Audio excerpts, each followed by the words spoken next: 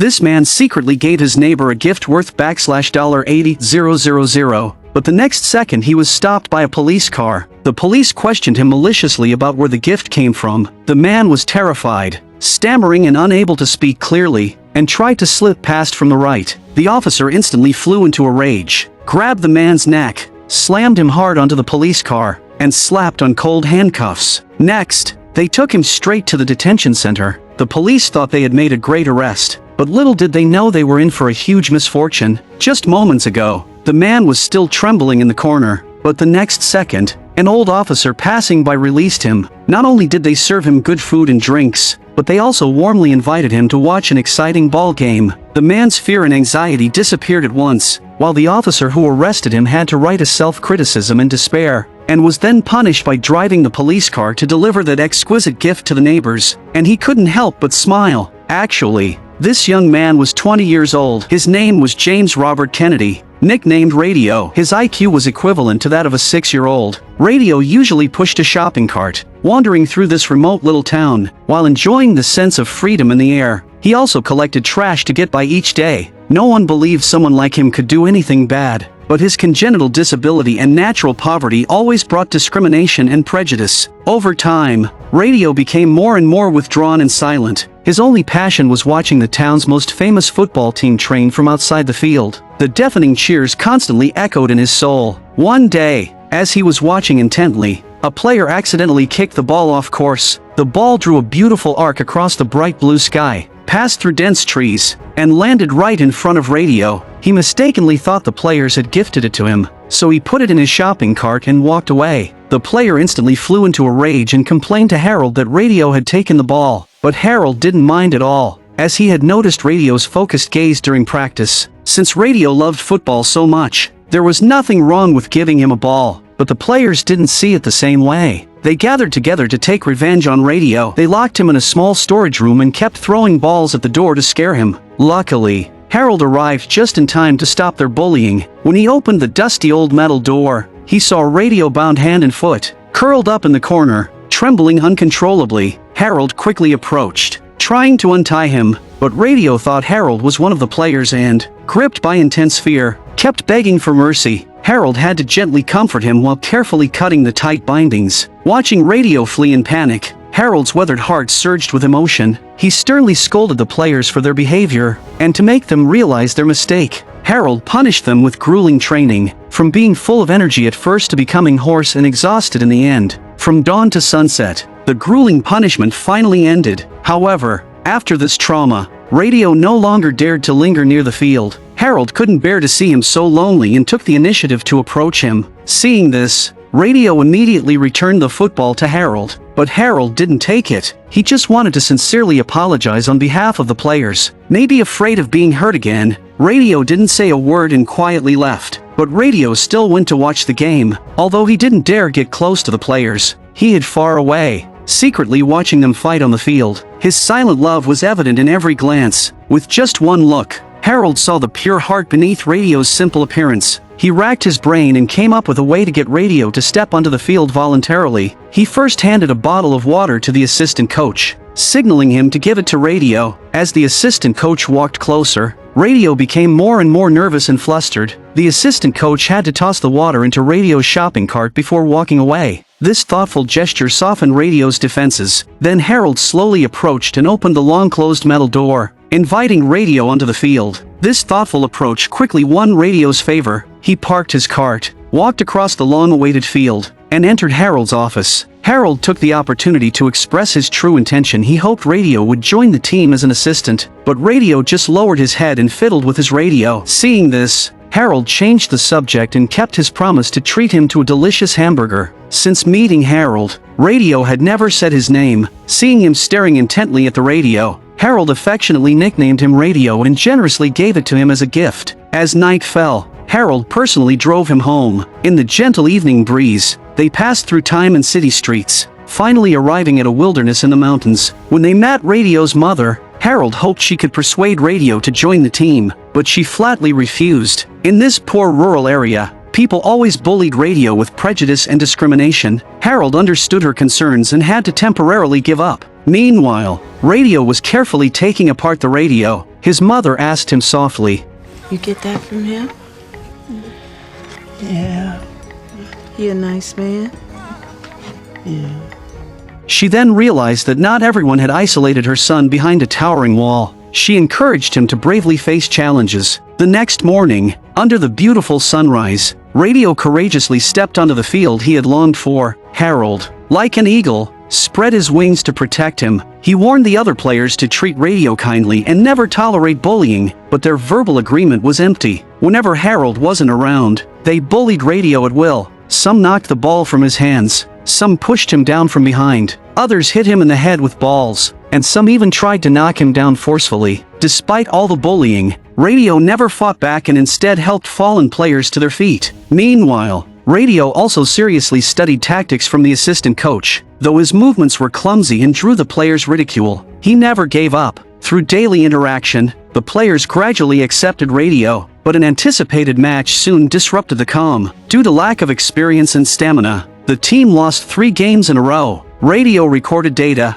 carefully analyzed the reasons, and reported them to Harold to adjust the strategy. His loud, powerful cheers became the best morale booster for the team. They shook off their previous slump and fought stronger and stronger on the field. Eventually, they achieved an impressive record and advanced to the season finals. More people began to know Radio's name, but rumors spread in the town. Some parents mocked Radio. Others accused Harold of using him for attention. Harold ignored the gossip and continued driving Radio home. From afar, they saw Radio's mother working in the yard. Harold asked about Radio's condition and learned that while Radio wasn't intellectually disabled, he was slow in thinking, and doctors couldn't pinpoint the cause. Her sincerity strengthened Harold's resolve to help Radio. He planned to take him to the next game, but the principal refused. Since Radio was an outsider, he wasn't allowed on the school bus. Helpless, Harold explained this to Radio and kept apologizing. The bus drove away, leaving Radio alone in the pouring rain. Tears welled in his eyes, and time seemed to freeze.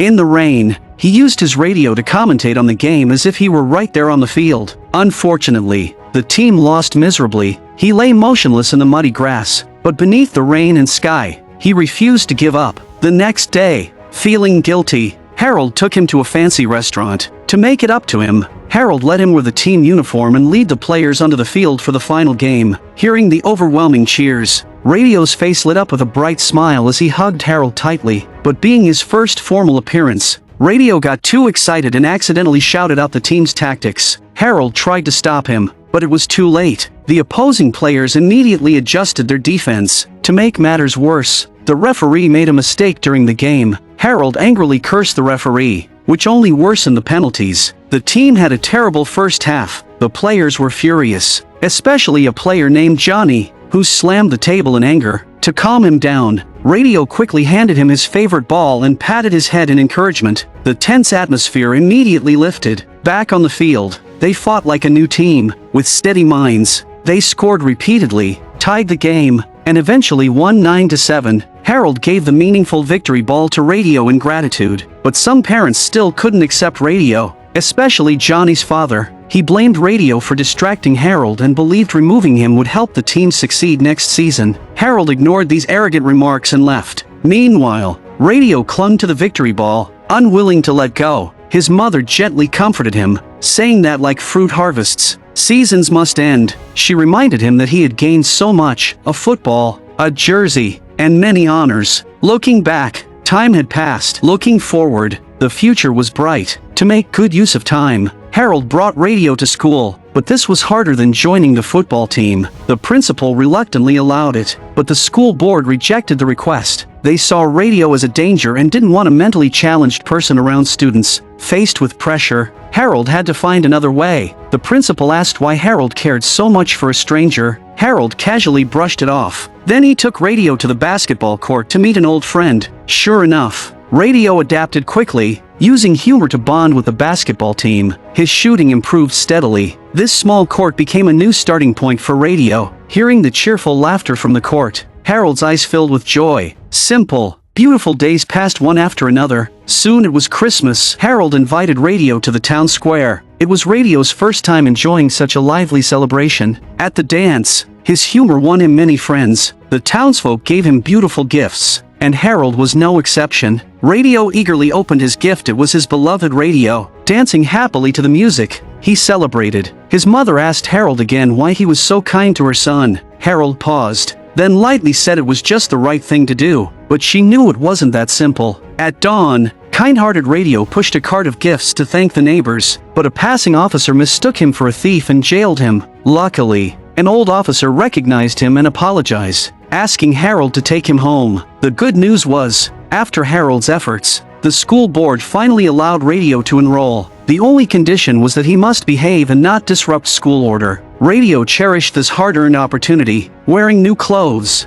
he greeted classmates warmly and rode the school bus. When he saw someone running in the crowded hallway, he stopped them and gave them a hug. Gradually, his hard work on the basketball team and innate kindness touched everyone. Even the principal let him become the school's broadcaster. Every lunch break, his unique voice echoed through the school. His joyful presence spread everywhere, but troublemakers remained. Johnny, who had once locked Radio in the storage room, pulled another prank. He tricked Radio into the girls' shower room. Startled girls screamed. Radio fled in panic, while Johnny hid, smirking. Their cruel prank shattered Radio's confidence. He ran down the hallway, tears streaming down his face. When Harold heard, he immediately found Radio and was sure he'd never do such a thing. He asked him who was behind it. No matter how Harold asked, he remained silent, choosing to quietly endure the bitterness, because he was afraid that if he exposed Johnny, it might ruin Johnny's reputation. That was something he didn't want to see. But even if Radio didn't speak, Harold already knew the truth. He stormed over to confront Johnny, who still refused to admit his mistake. Seeing this,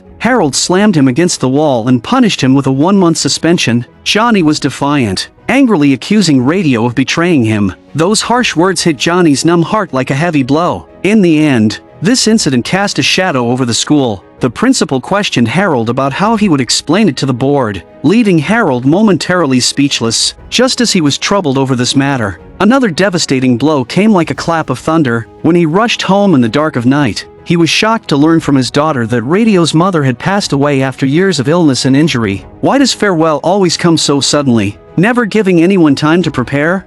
Some people don't even get to say goodbye, and then they are gone forever. When he and his daughter hurried to Radio's house, they found the place in chaos. Radio was kneeling on the floor in deep grief, surrounded by old, tattered newspapers. Every stroke, every mark seemed to bear his heart-wrenching pain and his eternal longing for his mother. As he spoke, his mother's gentle voice echoed once again in his mind. Harold knelt down, pressing his forehead to Radio's, trying to bring him unexpected warmth and endless hope. In truth, his mother's passing would be a lifelong sorrow for Radio. It also left Harold burdened with deep grief and an old secret that seemed impossible to bury. When he was 12, poverty had blocked his path to the future. To help his family, he became a newspaper delivery boy in town. One day, passing by a small house, he heard a heart-wrenching cry for help. Curious, he slowly approached and discovered a boy about his own age locked inside. The room was filled with iron thorns to prevent the boy from escaping. Harold walked that route for 2 years, yet did nothing, until one day the boy disappeared forever, and Harold was left full of regret. This became a chain around his heart, stirring storms in his otherwise calm life. That was why, upon meeting Radio, he bore immense pressure but did everything he could to protect him. It wasn't just to make up for the past, but also to find peace within himself. And Radio never disappointed him. Even though Johnny bullied him repeatedly, Radio generously gave him his beloved Radio as a gesture of forgiveness. This pure kindness finally awakened Johnny's conscience, allowing him to let go of his prejudice. But Johnny's father couldn't tolerate Harold's punishment of his son. In anger, he called the school board, complaining that Radio's behavior was affecting other students. Soon after, the board summoned Harold for a meeting. They bluntly told him that the shareholders wanted to expel Radio and send him to a more specialized welfare institution. Undeniably, this decision left Harold deeply discouraged. He lamented that though he had brought some light into Radio's dark life, he couldn't truly change his fate. He was lost, wondering if he had been wrong to reach out to Radio in the first place. But his wife firmly reminded him that life always has storms. Perseverance is about mindset,